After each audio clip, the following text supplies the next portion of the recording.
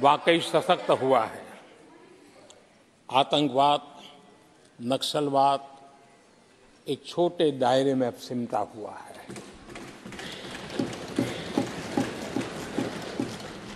लेकिन भारत की जो टेररिज्म के प्रति जीरो टॉलरेंस नीति है, आज पूरे विश्व को भी भारत की इस नीति की तरफ चलने के लिए मजबूर होना पड़ा।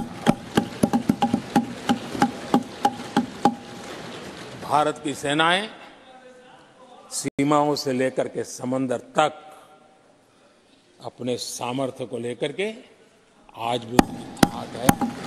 हमें हमारी सेना के पराक्रम पर गर्व होना चाहिए।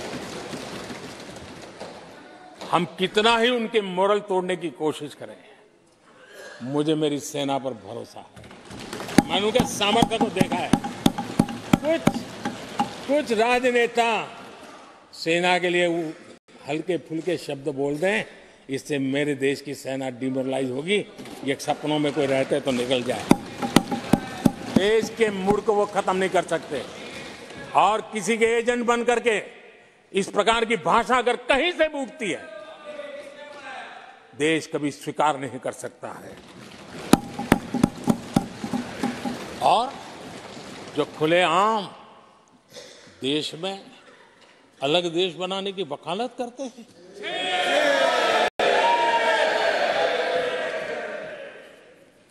जोड़ने की बातें छोड़ो, तोड़ने की कोशिश करिए। यार, आपके अंदर क्या पड़ा हुआ है? क्या इतने टुकड़े करके अभी भी आपके मन को समाधान नहीं हुआ है? देश के इतने टुकड़े कर चुके हो आप, और टुकड़े करना चाहते हो? कब तक करते रहोगे? आदरणीय अध्यक्ष जी, इसी सदन में अगर कश्मीर की बात होती थी तो हमेशा चिंता का स्वर निकलता था, छिटाकशी होती थी, आरोप प्रत्यारोप होते थे। आज जम्मू कश्मीर में अभूतपूर्व विकास की चर्चा हो रही है और गर्व के साथ हो रही है। पर्यटन लगातार बढ़ रहा है। G20 समिट होती है वहां, पूरा विश्व आज उसकी सराहना करता है। आर्टिकल 370 को लेकर के कैसा हुआ बना के रखा था।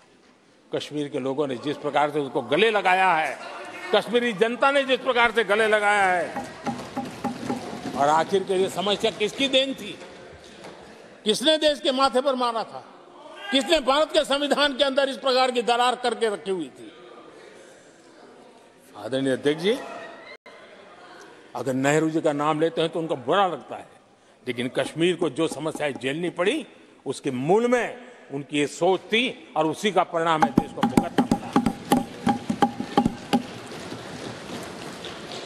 जम्मू कश्मीर के लोगों को, देश के लोगों को नेहरू जी की गलतियों का बहुत बड़ी कीमत चुकानी पड़ी है।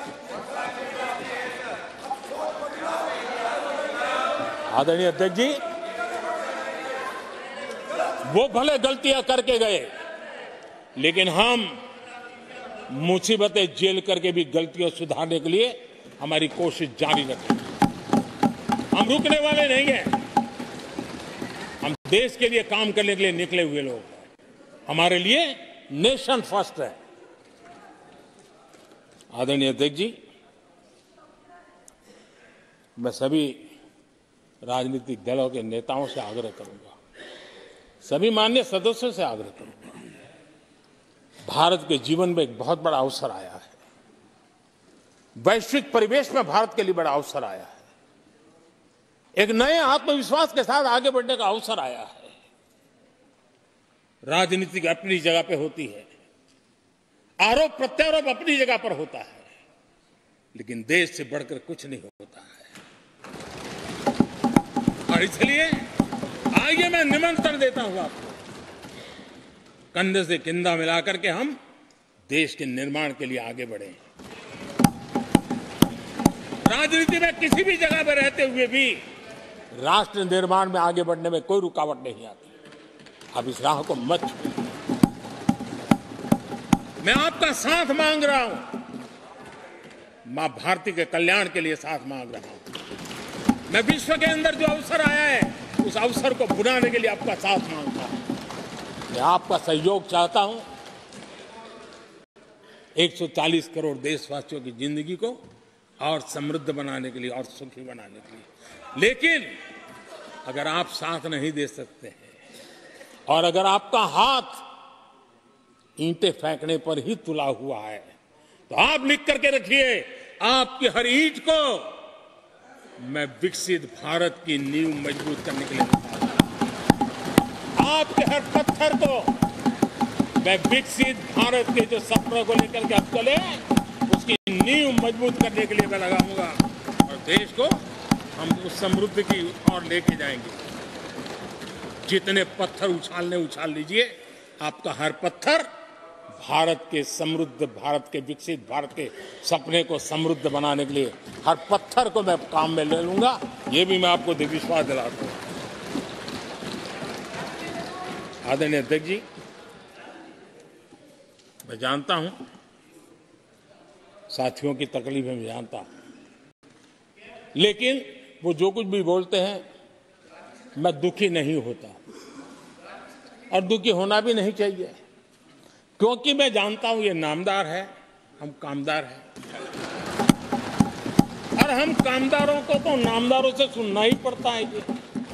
तो नामदार कुछ भी कहते रहें, कुछ भी कहने का उनको तो जन्मजात अधिकार मिले हुए हैं और हम कामदारों को सुनना होता है। हम सुनते भी रहेंगे और देश को सहजते भी रहेंगे। देश